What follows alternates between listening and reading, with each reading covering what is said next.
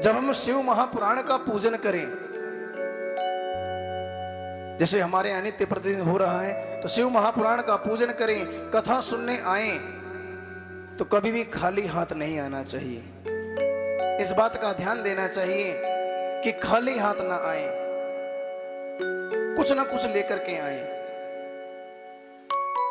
जरूरी नहीं आप पैसे ही लाएं, टॉफी बिस्कुट इत्यादि कुछ भी आप ले आए, या केवल एक फूल ही ले आए। भगवान को तो सब कुछ प्रिय है। भगवान शिव कहते हैं, पत्रम पुष्पम फलम तोयम यो में भक्त्या प्रयच्छति। मैं सोने चांदी हीरा मोती जवाहरात चढ़ाने से प्रसन्न नहीं होता, मुझे तो केवल पत्र पुष्प फल चढ़ा दो, मैं तो उससे भी प्रसन्न हो जाता हूं। और सूत जी कह रहे हैं, मुनियों, जब बिल्व पत्र का महत्व मैंने बताया, तो बिल्व पत्र में जब हम भगवान शिव जी की पूजा करते हैं, शिव जी को तो हम बिल्व पत्र चढ़ाते ही हैं, लेकिन जब शिव महापुराण का पूजन करें तो शिव पुराण के ऊपर चांदी का बिल्व पत्र चढ़ाना चाहिए। उसे जब हम चांदी का बिल्व पत्र जब शिव महापुराण के ऊपर चढ़ाते हैं, उसका पूजन करते हैं, तो भगवान शिव की विशेष कृपा होती है, क्योंकि स्वयं भगवान सदा शिव विराजमान है। और फिर सूत जी कह रहे हैं, मुनियों, इसी प्रकार व्यक्ति का बंधन और मोक्ष का विवेचन भी मैं बता रहा हूं। व्यक्ति जब इस संसार में आता है तो कुछ भी लेके नहीं आता, लेकिन जब संसार में आ जाता है तो उसे लगता है सब कुछ मेरा ही है।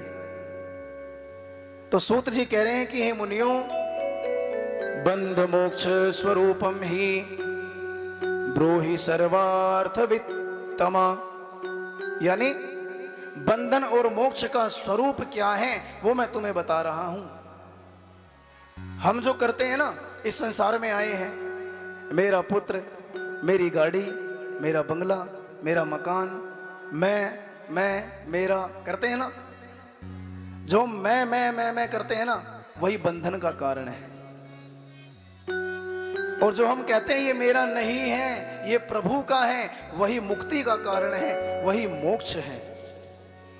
और कहते हैं बंधन का सबसे बड़ा कारण है ये हमारा मन। ये जो मन है ना, कहते हैं मन के मते न चालिए, मन पक्का यमदूत। इस मन के मते नहीं चलना चाहिए। हमारी आत्मा कहती है कि अच्छा कार्य करो, पर यह मन उसको दबा देता है। और मन के पास ऐसी चाबी है जिससे ताला खुलता भी है और बंद भी होता है। यदि इस मन को आपने अपने काबू में कर लिया ना, अपने कंट्रोल में कर लिया ना, तो आप सब कुछ कर सकते हो। और ये मन आपके कंट्रोल में नहीं है तो जहां आपने टिक्की देखी तो वहां मन चला जाएगा, कुछ भी खाने की चीज देखी तो आपका मन वहां भटक जाएगा, कथा सुन रहे हैं किसी का फोन आ गया तो वहां ध्यान चला जाएगा। तो ये मन जो है ना, इंद्रियों को कंट्रोल करता है, और इंद्रियों को कंट्रोल करना है तो मन को कंट्रोल करना पड़ेगा। और कहते हैं मन ही बंधन का कारण है और मन ही मुक्ति का कारण भी है, इसलिए इस मन को अपने काबू में करो। और देखिए सूत जी शौनकादि ऋषियों को कितना सुंदर उपदेश दे रहे हैं। कह रहे हैं कि तू इस मन का दास मत बन। ये जो मन है ना, ये हर किसी को अपना दास बनाकर रखता है, अपने हिसाब से चलाता है।